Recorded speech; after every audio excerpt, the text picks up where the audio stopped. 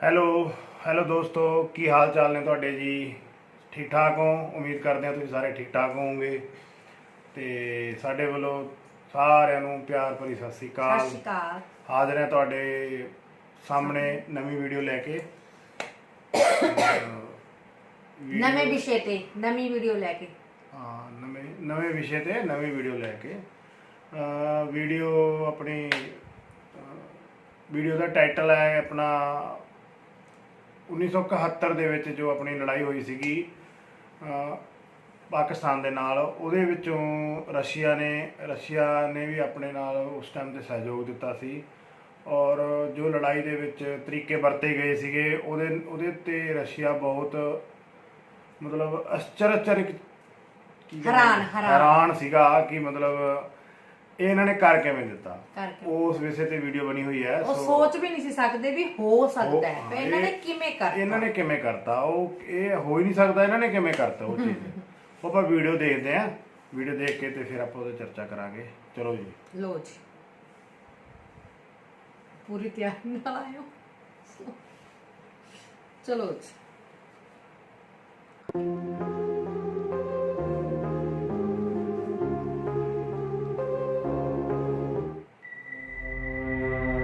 आखिर रूस के सैनिकों को भारत से ट्रेनिंग लेने की जरूरत क्यों आन पड़ी? क्या है रीजन? जानना चाहेंगे तो वीडियो को बिना स्किप किए पूरा देखिए, क्योंकि इस वीडियो को देखने के बाद आपका सर शान से ऊंचा हो जाएगा और आपको गर्व होगा कि आपका जन्म भारत जैसे महान देश में हुआ। तो चलिए शुरू करते हैं। दोस्तों, भारत और रूस की दोस्ती तो जग जाहिर है। रूस ने कई बड़े मौकों पर भारत का साथ दिया है। आज भारत के पास जितने आधुनिक हथियार हैं, उसमें से ज्यादातर रूस से ही खरीदे गए हैं। इतने नहीं, भारत पाकिस्तान युद्ध के समय भी रूस ने भारत का काफी साथ दिया था। लेकिन 1971 के भारत पाकिस्तान युद्ध में कुछ ऐसा हुआ कि रूस भी भारत की सेना के आगे नतमस्तक हो गया। उसने भारत से ट्रेनिंग लेकर युद्ध तकनीक सीखने का फैसला तक कर डाला। अब आप सोच रहे होंगे कि भाई ऐसा क्या हुआ होगा कि रूस, जिसके पास हमसे कई गुना ज्यादा बड़ी और आधुनिक हथियारों से लैस सेना है, सोल्जर्स है, उसे हमसे ट्रेनिंग लेने की जरूरत कैसे आन पड़ी? तो कहानी कुछ यूं है कि साल था सन 1971 और दिन था 3 दिसंबर। पाकिस्तान की वायु सेना ने भारत के 6 भारतीय एयरफील्ड्स पर हमला कर दिया। तनाव चरम पर पहुंच गया। कुछ ही देर में भारत ने युद्ध की घोषणा कर दी। पाकिस्तान को सबक सिखाना अब जरूरी हो गया था। भारतीय नेवी ने पाकिस्तान की नेवी के कराची हेड ऑफिस को नस्त नाबूद करने की योजना बनाई, लेकिन इंडियन नेवी के सामने एक बहुत बड़ी समस्या थी। पाकिस्तान ने कराची बंदरगाह पर 6 इंच गन तैनात कर रखी थी और भारत के पास 4 इंची गन थी, जो कि किसी भी हालत में कराची बंदरगाह की 6 इंची गन का मुकाबला नहीं कर सकती थी। ऐसे में कराची बंदरगाह पर हमला मतलब अपनी मौत को दावत देने के बराबर था। तभी इंडियन नेवी को अपने पास मौजूद रूस में निर्मित ओसा मिसाइल बोट्स की याद आए, जिनमें स्ट्रीक्स मिसाइल्स को फिट किया जा सकता था। आइडिया तो अच्छा था, क्योंकि अगर नेवी ऐसा करती तो आराम से पाकिस्तानी नेवी का मुकाबला कर सकती थी। लेकिन यहाँ फिर से एक समस्या आन खड़ी हुई। असल में रूस की तरफ से भारत को मिली ओसा एक तट रक्षक बोट थी, जिसे रूस ने समुद्र तटों की सुरक्षा के लिए डिजाइन किया था, हमले के लिए नहीं। और ये केवल 150 किलोमीटर तक ही जा सकती थी और भारत के बंदरगाह से कराची की दूरी 400 किलोमीटर के आसपास थी। अब ऐसे में करे भी तो क्या करे वाली सिचुएशन भारतीय सेना के पास थी। लेकिन भैया, हम इंडियंस हैं और हमारी सबसे बड़ी खूबी है जुगाड़। अब ये वर्ड आपको जरा अजीब लग रहा होगा, युद्ध की बातों के बीच में हम जुगाड़ शब्द क्यों ले आए? लेकिन यहाँ इंडियन नेवी ने भी ठेठ देशी तरीका आजमाया। जहाँ अगर रास्ते में हमारी गाड़ी बंद हो जाती तो हम क्या करते हैं? अपनी गाड़ी को दूसरी गाड़ी से बांध कर टो करके ले जाते हैं ना। यही किया इंडियन नेवी ने। उन्होंने ओसा को एक दूसरे जहाज के साथ बांधा और उसे खींचकर कराची तक ले गए। और उसके बाद इंडियन नेवी ने कराची बंदरगाह का वो हाल किया कि अगले 7 दिनों तक वहां आग की लपटें उठती रही। 90 मिनट में भारतीय नौसेना ने 6 मिसाइलें दागी, जिन्होंने दुश्मन के 4 जहाजों को डुबो दिया। ओसा नावों के नाविक रूस से ट्रेनिंग लेकर आए थे और उन्हें सारे इंस्ट्रक्शन और रूसी भाषा में ही दिए जाते थे। इसका भी भारत को बहुत फायदा हुआ। क्योंकि पाकिस्तान भारत की नावों से इंटरसेप्ट होने वाले रेडियो सिग्नल्स को समझ ही नहीं पाया, क्योंकि सारे भारतीय सोल्जर जो नेवी के थे वो रशियन में आपस में कम्युनिकेट कर रहे थे। वो रात कराची बंदरगाह के लिए कयामत की रात साबित हुई और इंडियन नेवी के सर जीत का सहरा सजा। इस जीत ने जंग में भारत की जीत पक्की कर दी और इस जीत के बाद स्क्वाड्रन को द किलर नाम दिया गया और तब से भारतीय नौसेना 3 दिसंबर को किलर डे के रूप में सेलिब्रेट करती है। जहां इस जीत के बाद भारत में जश्न का माहौल था, वही भारत की इस जीत पर पूरी दुनिया हैरत में थी, क्योंकि बात हथियारों की करे तो उस वक्त उस मामले में भारत पाकिस्तान से कमतर ही था, कमतर नजर आ रहा था।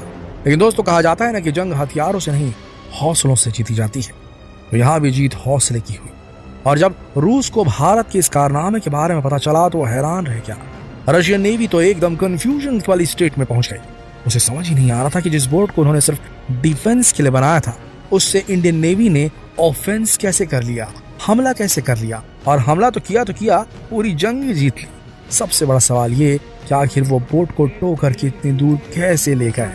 बहुत कोशिशों के बाद भी रशियंस हमारे इस जुगाड़ को समझ नहीं पाए। इसके बाद रशियन आर्मी के ऑफिसर्स इंडिया आए और उन्होंने सैनिकों से मिले, और वो उन सैनिकों से मिले जिन्होंने इस हैरत अंगेज कारनामे को अंजाम दिया था। और तो और उन्होंने इंडियन नेवी से रिक्वेस्ट की कि प्लीज अपने कुछ ऑफिसर्स हमारे पास भेजे जो हमें ट्रेनिंग दे, हमें भी ये तकनीक सिखाए। और इंडिया ने भी अपनी दोस्ती का मान रखा और अपने सैनिकों को रूस भेजा ताकि वो रूस के सैनिकों को ट्रेनिंग दे सके। इसके बाद से आज तक भारत और रूस की सेनाएं कई बार संयुक्त युद्ध अभ्यास कर चुकी हैं ताकि दोनों एक दूसरे की तकनीक को समझ सके और वक्त पड़ने पर एक दूसरे की मदद कर सके। दोस्तों, दोनों ही देशों के पास अपनी अपनी विशाल सेनाएं हैं जो किसी भी सिचुएशन का डट कर मुकाबला कर सकती हैं। चलिए आपको भारत और रूस की सेनाओं के बारे में कुछ रोचक फैक्ट बताते हैं। सबसे पहले बात करते हैं इन दोनों देशों के डिफेंस बजट की। रूस का डिफेंस बजट लगभग 65 बिलियन यूएस डॉलर का है, वहीं इंडिया का डिफेंस उससे कहीं ज्यादा यानी लगभग 71 बिलियन यूएस डॉलर है। और इस लिस्ट में भारत पूरी दुनिया में तीसरे नंबर पर है, वहीं रूस चौथी पोजीशन पर। अगर इनकी मिलिट्री स्ट्रेंथ की बात करें तो इस रैंकिंग में रूस का स्कोर 0.0681 है और इंडिया का स्कोर 0.0953। स्कोर की खास बात यह है कि ये जितनी कम है उतना ही अच्छा होता है। और इस तरह पावर इंडेक्सिंग में रशिया दूसरे नंबर पर है और इंडिया चौथे नंबर पर। अब बात करते हैं मैन पावर की, तो रूस के पास 10,13,000 एक्टिव सैनिकों की फौज, वहीं इंडिया के पास 14,40,000 एक्टिव सोल्जर्स की फौज है।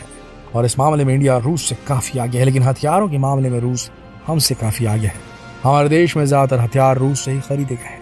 एक रिपोर्ट के हिसाब से हमारी सेना में मौजूद 86% हथियार रूसी है। भारत का इकलौता एयरक्राफ्ट कैरियर INS विक्रमादित्य और इकलौती न्यूक्लियर सबमरीन चक्र 2 रूस से खरीदा गया है।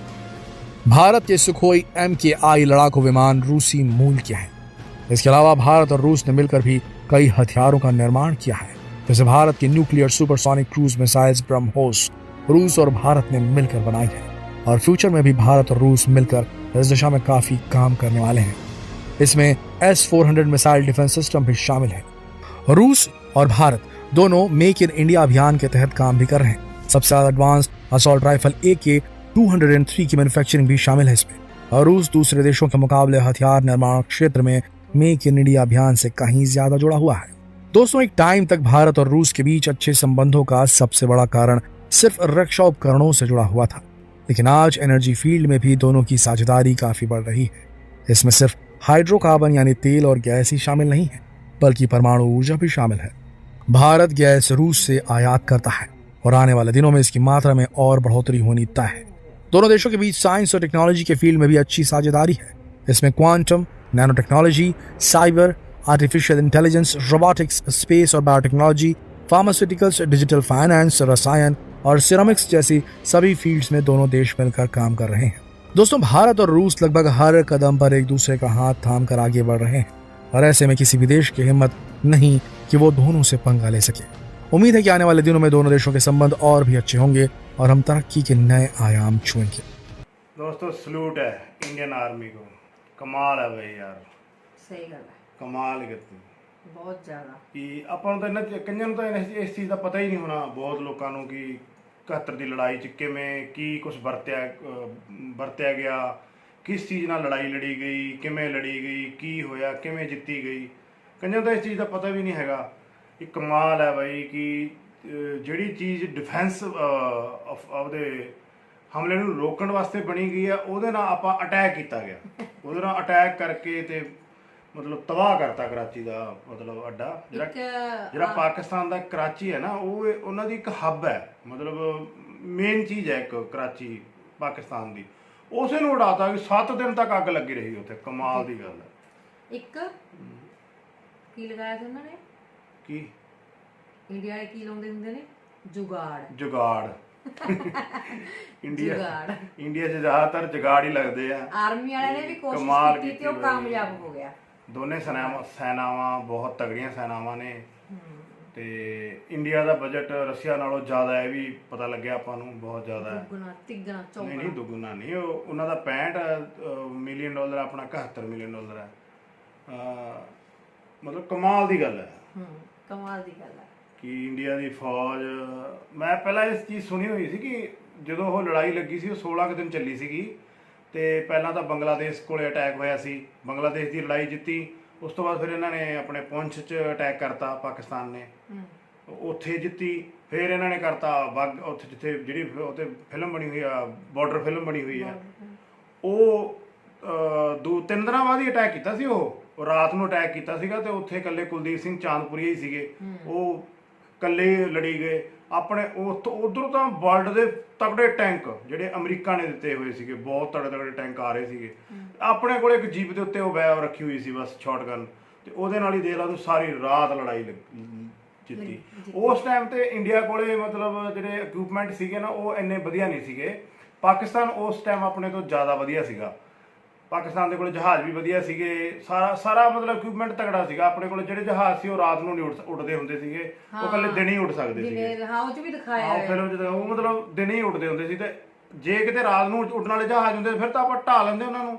ਉਹ ਫਿਰ ਵੀ ਮਤਲਬ ਇੰਡੀਆ ਨੇ ਉਹ ਲੜਾਈ ਜਿੱਤ ਲਈ। ਦੇ ਫਿਰ ਇੰਡੀਆ ਨੇ ਜਦੋਂ ਉਧਰੋਂ ਉਹਨਾਂ ਨੇ ਆਪਣੀ ਜਦੋਂ ਇੰਡੀਆ ਨੂੰ ਪਤਾ ਲੱਗਿਆ ਕਿ ਉੱਥੋਂ ਹੁਣ ਸਮੁੰਦਰੀ ਜਹਾਜ਼ ਚੱਲਣਗੇ, ਤਾਂ ਇੰਡੀਆ ਨੇ ਦੇ ਕਿੱਡੀ ਤਗੜੀ ਮਤਲਬ ਵੱਡੇ ਜਹਾਜ਼ ਦੇ ਮਗਰ ਛੋਟੇ ਜਹਾਜ਼ ਨੂੰ ਪਾ ਕੇ ਟੋ ਕਰਕੇ ਲੈ ਕੇ ਗਏ ਤੇ ਉੱਥੇ ਜਾ ਕੇ ਸਾਰਾ ਮਿਜ਼ਾਈਲਾਂ ਨਾਲ ਤੋੜ ਭੰਨ ਕਰਤੀ ਤੇ 7 ਦਿਨ ਅੱਗ ਲੱਗੀ ਰਹੀ। ਕਮਾਲ ਹੈ, 7 ਦਿਨ। ਸਲੂਟ ਹੈ ਇੰਡੀਅਨ ਆਰਮੀ ਨੂੰ, ਕਮਾਲ ਹੈ ਬਈ, ਕਮਾਲ ਹੈ। ਅਸੀਂ ਵੀ ਫੌਜ ਭਰਤੀ ਹੋਣਾ ਚਾਹੁੰਦੇ ਸੀ, ਪਰ ਕਿਸਮਤ ਨੇ ਸਾਥ ਨਹੀਂ ਦਿੱਤਾ। ਕਿਸਮਤ ਕਿਤੇ ਹੋਰ ਹੀ ਲੈ ਕੇ ਜਾਣਾ ਚਾਹੁੰਦੀ ਸੀ। ਮੈਰਿਜ ਜਲਦੀ ਹੋ ਗਈ, ਇਸ ਕਰਕੇ ਹੋ ਨਹੀਂ ਪਾਇਆ। ਜਿਹਨੇ ਵੀ ਭਰਤੀ ਹੋਣਾ ਵਿਆਹ ਤੋਂ ਪਹਿਲਾਂ ਹੀ ਭਰਤੀ ਹੋ ਜਾ, ਬਾਅਦ ਚ ਸ਼ਾਇਦ ਤੁਸੀਂ ਹੋ ਨਹੀਂ ਪਾਓਗੇ। ਬਾਅਦ ਚ ਬੰਦਾ ਫਿਰ ਮਨ ਉਧਰ ਲੱਗਦੇ ਨਾ। ਚਲੋ ਇਹ ਤਾਂ ਦੂਜੀਆਂ ਗੱਲਾਂ ਨੇ। ਵੀਡੀਓ ਬਹੁਤ ਵਧੀਆ ਸੀਗੀ ਜੀ, ਮਤਲਬ ਆਪਾਂ ਨੂੰ ਕਾਫੀ ਕੁਝ ਪਤਾ ਲੱਗਿਆ ਉਹਦੇ ਤੋਂ ਕਿ ਕਿਵੇਂ ਜਾਣਕਾਰੀ ਮਿਲਦੀ ਆ। ਤੇ ਰਸ਼ੀਆ ਇਸੇ ਕਰਕੇ ਆਪਣਾ ਮਤਲਬ ਉਹ ਕਰਦਾ ਹੈ ਕਿਉਂਕਿ ਰਸ਼ੀਆ ਨੂੰ ਪਤਾ ਹੈ ਕਿ ਇੰਡੀਆ ਦੀ ਫੌਜ ਹੈ ਜਿਹੜੀ, ਉਹ ਇੱਕ ਬਹੁਤ ਹੀ ਸੂਝਵਾਨ ਤੇ ਬਹੁਤ ਹੀ ਜੁਗਾੜੂ, ਬਹੁਤ ਹੀ ਘੈਂਟ ਸਟਰੋਂਗ ਫੌਜ ਹੈ। ਉਹਨੂੰ ਸਭ ਪਤਾ ਹੈ ਕਿ ਕਿਵੇਂ ਮਤਲਬ ਲੜਾਈ ਜਿੱਤੀ ਜਾ ਸਕਦੀ ਹੈ। ਪਰ ਹੁਣ ਹੈਰਾਨਗੀ ਹੁੰਦੀ ਹੈ ਇੱਕ ਚੀਜ਼ ਦੀ ਕਿ ਐਡੇ ਤਗੜੇ ਹਥਿਆਰ ਬਣਾ ਰੱਖੇ ਆ ਰਸ਼ੀਆ ਨੇ। ਐਡੇ ਹੁਣ ਮਤਲਬ ਟੈਂਕ T-90 ਟੈਂਕ, ਉਹਨਾਂ ਕੋਲ ਐਡੇ ਤਗੜੇ ਜਹਾਜ਼ ਹੈ, ਜਿਹੜੇ ਉਹਨਾਂ ਕੋਲ ਉਹ ਇਕਵਿਪਮੈਂਟ ਹੈ ਜਿਹੜੇ ਸਾਰੀ ਦੁਨੀਆ ਵਰਤਦੀ ਹੈ। ਲੇਕਿਨ ਛੋਟੇ ਜਿਹੇ ਦੇਸ਼ ਨੇ ਉਹਨਾਂ ਨੂੰ ਭਾਜਣਾ ਪਾ ਰੱਖੀਆਂ। ਹੁਣ ਇਹ ਸਮਝ ਤੋਂ ਬਾਹਰ ਹੈ ਗੱਲ ਕਿ ਇੰਨਾ ਟਾਈਮ ਹੋ ਗਿਆ, ਇੰਨੀ ਲੰਬਾਈ, ਮਤਲਬ ਕਿੰਨੇ ਦਿਨ ਹੋ ਗਏ ਲੜਾਈ ਚੱਲੀ ਜਾਂਦੀ ਨੇ ਯੂਕਰੇਨ ਦੀ ਲੜਾਈ ਨੂੰ। ਆਪਾਂ ਇਹਦਾ ਸਮਰਥਨ ਨਹੀਂ ਕਰਦੇ, ਲੜਾਈ ਲੱਗਣੀ ਨਹੀਂ ਚਾਹੀਦੀ, ਹਟ ਜਾਣੀ ਚਾਹੀਦੀ ਹੈ। ਬਹੁਤ ਨੁਕਸਾਨ ਹੋ ਰਿਹਾ ਯੂਕਰੇਨ ਦਾ। ਸਾਰਾ ਯੂਕਰੇਨ ਹੀ ਮਤਲਬ ਤਬਾਹ ਹੀ ਕਰਕੇ ਰੱਖਤਾ ਹੈ ਸਾਰਾ, ਤੇ ਉਹਨੂੰ ਦੁਬਾਰਾ ਖੜਾ ਹੋਣ ਵਾਸਤੇ ਬਹੁਤ ਟਾਈਮ ਲੱਗ ਜੂ, ਸਾਲ ਲੱਗ ਜਾਣਗੇ। ਤਾਂ ਇਹ ਗਲਤ ਹੈ, ਲੜਾਈ ਨਹੀਂ ਹੋਣੀ ਚਾਹੀਦੀ। ਲੇਕਿਨ ਸੋਚਣ ਵਾਲੀ ਗੱਲ ਹੈ ਕਿ ਨਿੱਕੇ ਜਿਹੇ ਦੇਸ਼ ਨੇ ਵਕਤ ਪਾ ਰੱਖਿਆ ਰਸ਼ੀਆ ਨੂੰ। ਕਮਾਲ ਦੀ ਗੱਲ। ਚਲੋ ਵੀਡੀਓ ਬਹੁਤ ਵਧੀਆ ਸੀਗੀ ਜੀ, ਸਾਨੂੰ ਚੰਗੀ ਲੱਗੀ। ਤੁਸੀਂ ਵੀ ਦੱਸਿਓ ਕਮੈਂਟ ਕਰਕੇ। ਤੁਸੀਂ ਵੀ ਦੇਖੋ ਵੀਡੀਓ ਨੂੰ ਸਾਰੀ ਐਂਡ ਤੱਕ ਦੇਖੋ, ਤਾਂ ਹੀ ਮਜ਼ਾ ਆਏਗਾ ਜੀ। ਤੇ ਦੇਖ ਕੇ ਸਾਨੂੰ ਕਮੈਂਟ ਕਰੋ ਤੇ ਨਾਲੇ ਸਬਸਕ੍ਰਾਈਬ ਕਰੋ ਪਲੀਜ਼, ਸ਼ੇਅਰ ਕਰੋ, ਲਾਈਕ ਕਰੋ। ਮਿਲਦੇ ਆ ਅਗਲੀ ਵੀਡੀਓ 'ਚ, ਨੈਕਸਟ ਵੀਡੀਓ 'ਚ। ਤਦ ਤੱਕ ਲਈ ਬਾਏ।